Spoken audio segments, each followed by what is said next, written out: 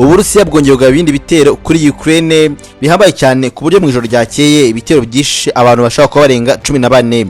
Ariko Perezida Volodymyr Zelensky yagiye kuri televiziyo y'igihugu ntabwo yatangaje umubare w'abantu, gusa yavuze yuko ibitero byagabwe n'Uburusiya byishe abantu 14. Yavuze ko ibitero by'Uburusiya bwishe abantu ariko ntiyavuga umubare wabyo, gusa abashakashatsi bavuga yuko ibitero byabishe abantu 14 barenga, nubwo Zelensky aziza bitangaza muri rwo kudahabura abantu. Nabwo ariko kandi Uburusiya yageze uyu munsi mu bitero byagabye bwavuze yuko umunsi w'ejo dore ko ari umunsi bwagaba ibindi bitero nyuma y'iminsi 3 bugaba ibitero kirimbuzi kuri iki gihugu cya Ukraine ko kwihorera. Yavuze ko rero Uburusiya buri gukora ibitero by'ubwicanyi dore ko ibitero byagabwe ku munsi w'ejo byagabwe ubwo Ukraine yari mu cyunamo cyo kunamira abantu babiri baguye mu bitero by'Uburusiya n'umuri byari byabanje muri hoteli, ariko bari kubunamira rero ibitero birongeye babyica abandi. Bivuga yuko rero abantu baguye muri hoteli ari abantu mu gihe bagaba ibitero bombe zagiye zituritsa hoteli Irimo, nuko abantu babiri bahita bahasiga ubuzima, abandi benshi barakomereka. Mu byejoro byabaye n'ubundi none hapfuye abandi bantu, ariko none nabwira yuko kugeza uyu munsi hari umuryango waburiwe irengero ku buryo kubera ko igihe bagaga ibitero inzu yabo yaturikijwe igahinduka umuyonga burundu ntibabasha kubabona. Perezida Putin yavuze yuko rero gahunda ye agomba kwihora kandi kuzongera kumva ndetse kandi no kwicarana mu biganiro n'uyu nguyu ni Zelensky bizagorana cyane ko ntabwo bagira bicarana habe na rimwe. Ibyo yatangajwe n'umuyobozi mukuru w'ibiro bya Putin Kremlin. Byose tuzabigera ko uyu munsi muri kiganiro cyacu cy'uyu munsi turebe byinshi bivuga yuko Putin yaba nyamara ikintu gishobora kuzateza intambara ya gatatu y'isi. Abenshi bafite ubwoba.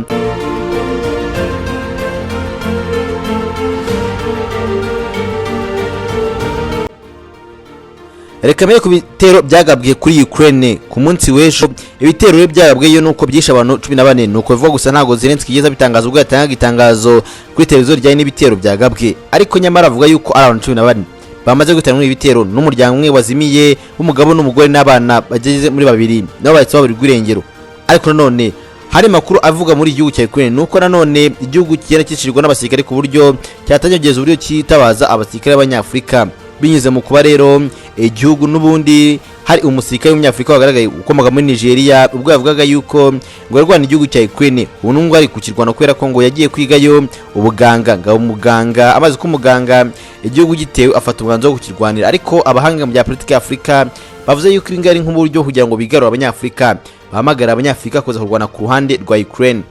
Ariko nyamara ibi byose bisa nkaho bigenda bikurura ikibazo gikomeye, intambara ya gatatu y'isi yose. Nkuko byagenze ibihugu bigenda bijya ku mpande zombi rero Abanyafrika bashaka kuba mwifashe muri kugira ngo bahamagara abandi Banyafrika kuza kurwana ku ruhande rwa Ukraine, nuko abasenguzi bavuze. Ariko ibyo byose n'urugarebe ugasanga igihugu cy'Uburusiya nabo bavuze yuko ngo cyakoresheje abarwanyi b'Abanyafrika ndetse kandi kikavuga yuko cyatanze visa z'ubuntu n'uburyo wagirayo pfa ko wemeye kuzabarwanira gusa barakujyana ubundi bagutraining, ariko nanone bavuga visa y'ubuntu n'amafaranga menshi n'umuryango wo kwitabwaho ukarwanira igihugu cy'Uburusiya. Ubwo ipfuye urumva ko amafaranga ubutariho aribwa n'abasigaye ngo nabashaka ubuzima b'Abanyafrika, ariko hari ibihugu byo muri Afrika byanze gutanga visa. Ibi rero bigaragaza neza ko ndetse kandi bize ku gipimo usanga bishobora kuzakura ikibazo gikomeye kirimo no kuba byateza intambara y'isi ya gatatu. Ngo bigenze gute rero? Abashakashatsi bagaragaje yuko iyi ntambara kugenda iba iminsi igenda yikurikiranya Ukraine igenda ishotora Uburusiya gufata agace ka kurisiga byakure byinshi ku buryo Uburusiya bwase bwa ibitero muri Ukraine bigikurikiranya iminsi 3 dore ko yari umunsi wa gatatu ibitero by'Uburusiya bikomeje kugabwa muri Ukraine, kandi ibitero bihambaye bikoreshwa za drone ukongeraho n'ibisasu kirimbuzi bisasu bya ballistic byihuta cyane bikarimbura batitaye ngo hari ikigo cya gisirikare cyangwa iki, ahubwo mu baturage mu nyubako ndetse kandi bikorwa remezo hose bari kuharasa. Ibitero byikuye umunsi ku munsi umuntu ugasanga agwe amabomba arenga 100, ugasanga hari kugwa ibisasu byinshi cyane, drone zirenga 100 n'ibintu byinshi bisa nkaho bibona ko biteje ikibazo. Ibi rero ugasanga bikwiriye guhamagara abo mu burengerazuba harimo na Amerika n'Uburayi kuyifasha guhangana n'Uburusiya, ariko none Uburusiya bukitabaza Abanyafrika ndetse kandi bavuga ko Uburusiya bushyigikiwe n'igihugu cya Korea y'Uruguru, ariko none n'Ubushinwa nubwo bitarajya ku karubanda ndetse n'Ubuhindemo gakeya nubwo nabwo bitavuga, ariko none ugasanga Abanyafrika bari kujya kurwanira Abarusiya nubwo nabwo byatanye gucibwa n'ibihugu byinshi bikima visa abana bavuga ko bagiye mu Burusiya. Ariko nanone nabwira yuko Ukraine kuba yafashwe nabo murengerazuba yibujije gutera ibisasu bikomeye biremereye ku gihugu cy'Uburusiya kuko barakoze nk'ikosa ryo gushoza intambara bagafata umujyi wa Kursk, kandi intambara y'ugenda ikende igenda gake gake isa nk'agenda irangira. Nyuma yuko bagabye igitero rero muri igihugu cy'Uburusiya byabayemo ibibazo bikomeye ku buryo aho mu burengerazuba kugeza uyu munsi bahangayitse cyane kuko Ukraine iri kotswaho umuriro udashaho buri kanya. kandi bagashavuga ko Ukraine ikeneye intwaro zihambaye. Uko Ukraine yandikiye Biden avuga yuko akeneye izindi ntwaro z'urwego hejuru kandi zishobora kumufasha guhangana n'ibitero by'Abarusiya nk'indege za drone zigira abapilote zihambaye ndetse kandi ibisasu bya ballistic byihuta ku muvuduko hejuru, kubera yuko umuvuduko bigendaho n'umuvuduko uruta uw'urumuri, kubera ko bitabasha guhagarikwa n'ibisasu bisanzwe. Kuko birasaba bigoranye cyane, hari byinshi biri kugwa mu gihugu. Ibi rero byakuri ikibazo gikomeye kuko Amerika, Joe Biden nawe manda igenda isozwa ku buryo usanga Putin nawe rero akivaisha abandi kubera ko ubutegetsi wakiburiho yamaze gutorwa. Ariko ni ikibazo gihari ni kingiki nuko Putin nubwo ari guhangana n'igihugu cya Ukraine, ibihugu byo mu Burayi bisa nkaho nabo byabuze cyo gukora. Kigaragara nuko nanone Biden agiye kuva ku butegetsi. Gusa Zelensky yavuze yuko azabwira Donald Trump ndetse na Kamala Harris akabaganiriza ibijyanye no kwabagaye ibitero mu Burusiya n'inyungu zirimo, kubera ko ngo atangaje yuko agomba kubereka intsinzi mu minsi iri imbere y'ahangaha, intsinzi igaragara kubera yuko ngo igihugu kiwe cyuko bishoka byose kigagana n'Uburusiya kandi bikomeye. Gusa byose nubwo bivugwa, nabwira ko Biden yashimye cyane kuri risk kuba yarafashwe, agashimira cyane ingabo za Ukraine, nubwo ingabo za Ukraine zimaze kuhagwa zisaga ibihumbi birenga 8 n'ingabo nyinshi. Mero nkubwira ko abasirikare maze kugwa muri risk barashwe n'Abarusiya mu gushaka kwisubiza agace kabo, hamaze kurenga abasirikare bagera mu bihumbi 600, ariko uyu munsi bashaka kugera mu bihumbi 8. Utabaze abari mu burasirazuba bw'igihugu cya Ukraine aho Uburusiya nabwo buri guturuka bwinjira muri Ukraine, utabivuze byose ibi ngibi bigaragaza neza urupfu rw'abantu benshi bari gupfa nkaho wajya ngo hari ikindi kibazo gihari, bapfa gusa ko igihugu kimwe gishaka kujya muri NATO cyangwa se muri OTAN, ariko kibaza byagenze gute.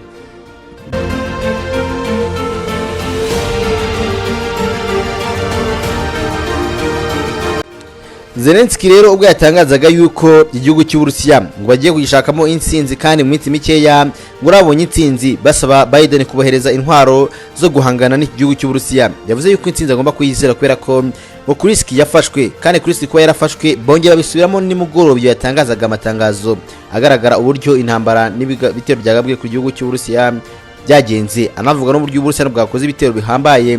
Yavuze yuko Uburusiya ngo atari bwo kujenjekirwa ukubera yuko bwagabye ibitero bikomeye cyane muri gihugu buri kwica abantu benshi abasivile, kandi bigaragaza ubugwari bukomeye. Zelensky rero yasavuga yuko bagomba kutabarasa mu Burusiya direct, nta kurirwa gutunganya ngo gusaba iki, dore ko yanavuze yuko ngo ibyo mumpa byose nimwe mutuma ngo dutsindwa. Yanashije b'abanyamerika kuko batuma tuka kubera yuko ngo iyo bamuhaye inkoro bamubuza kuzikoresha. Nabwo rero ko ibihugu bya Amerika n'uburengerazuba harimo Uburayi, ubwo nibyo mvuga bigenda biha inkwaro uyu mugabo ngo ni Zelensky ariko nyambika muza kuzikoresha, dore ko nawe yahisemo kuba yatangira kwikorera ibitwaro ashaka, ibitwaro kirimbuzi yishakira kugitira agiye gutangira kubikoresha, dore ko igihugu cya Ukraine ko nabikubwiye mu biganiro byabanje cyatangiye gifite intwaro zihambaye, ibitwaro biremere ariko kirimbuzi yewe, ariko mu minsi yavuba hanga rwose mu myaka ishize ibihugu byo mu Burayi baragishuka bigisaba kuba cyazisenya kubera yuko ngo bazakirinda iteka ryose, ariko byagumye kuba ikibazo gikomeye. Putin yarakaye cyane, dore ko Putin yavuze yuko ibingibi ibiro bye byakorewe muri by'ubihagarariye, yavuze yuko bagomba kwihorera, nta kwirirwa bajya mu biganiro ngo kugezaho ibintu bigeze ubu ngubu, ngo ibiganiro ntabwo bigikenewe, kubera ko ngo Zelensky yakoze ikosa rikomeye ryo gutera Kriski. Ariko Zelensky akisobanura avuga yuko Kriski kwitera suko ashaka kugira ngo ayifate ngo atware ubutaka bwabo, oya, hawe ngo icyo bashaka no kugira ngo bahatire Putin kujya mu biganiro bikomeye cyane, kugira ngo bajye mu biganiro ndetse kandi intambara ihagarare hasi hejuru, hagarare neza ku buryo ibiganiro bizatuma haza amahoro. Ariko Putin yatsimbye ati ngewe ntago najya mu biganiro n'abantu bamenyera cyane. Gusa Donald Trump uri mu biyamamaza muri Amerika nyuma y'uko atangaje yuko ibi byose bishobora kuzateza intambara ikomeye, akavuga yuko ngo Ukraine ishobora kuzakurura intambara ikomeye cyane kandi itazigera ikira. Cyarahindukiye rwose avuga yuko Ukraine izateza intambara ya gatatu y'isi, ukubera yuko ibyo iri gukora, kubera ko Uburusiya ngo ushaka kuzaburakaza rimwe bukikora ubundi bigatangira kugaba ibitero bikomeye birimo ibisasu kirimbuzi. Ubu kubigaba rero ntago ibindi bihugu bizacishika, urabyumva nawe hazababaye ikibazo ubwo batangiye guhamagara abanyafrika kujya gufasha igihugu cya Ukraine, ndetse n'Uburusiya bizi ko hari abanyafrika bagifasha ngo nakubwiye. Ibi ngibi bikurura ibibazo bikomeye bizatuma intambara nyamigenda yaguka, dore ko ibihugu byose byo muri Ngerazuba ukongeraho igihugu cya Amerika bifasha Ukraine, Uburusiya ukongeraho rero na Aziya byose bifasha igihugu cy'Uburusiya. Urumva ko ni igihugu bisa nkaho bifite impande bifashe, ariko Afrika yitandukanye n'ibi byose, ugasanga Afrika ntago ifashe uruhande, ariko nyamara byange bikunde iki ni ikibazo gikomeye kuko cyaburiwe umuti ndetse kandi n'igisubizo.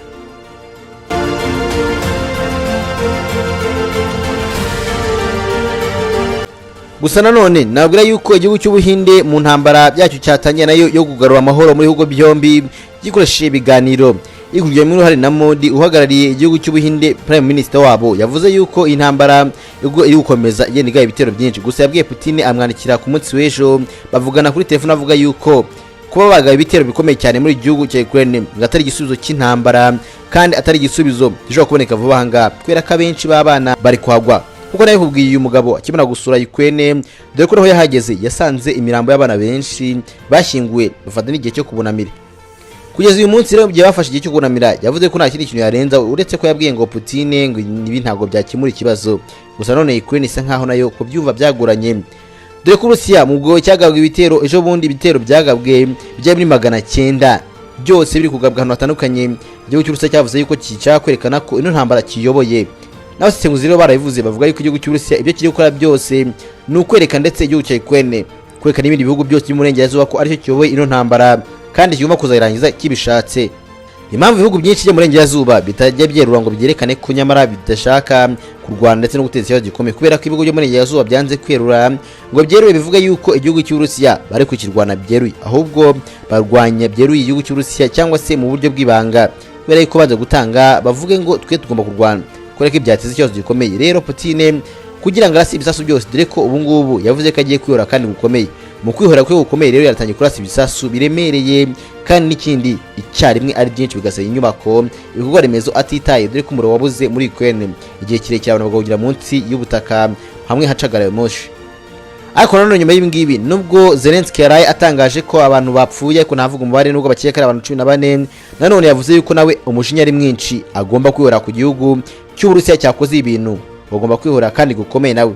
Muri make buri wese arahiga kurangiza intambara yihoreye kundi ukibaza aho intambara izarangira nuko bizarangira byose bigushobera kubera ko iyo ubirebye ubona nta gisubizo gihari kuri aba bagabo bombi basa nkaho bahanganye gukomeye kandi ibihugu byinshi biri inyuma yabyo birahari bicaye batuje ibirwanganisha ibihugu byombi. Ariko benshi bavuze yuko igihugu cy'Uburusiya bishobora kuzarangira nacyo kikoze ibidashoboka kigafata intwaro kimbuzi kikazikoresha nubwo basa nkaho nabwo bitaje kubera ko cyahita giteza ibibazo n'ibyago ku isi kw'ibyikuramo byazagorana wa mugani wa Donald Trump. Gahe nguko rero byinshi bivugwa n'ibyo haraye bibaye ku gitero cyagabwe n'Uburusiya muri Ukraine dore ko ari umunsi wa gatatu igitero kigabwe muri igihugu. Ariko none abapfuye ni benshi reka tubihaga amaso tumenye ko bizarangira.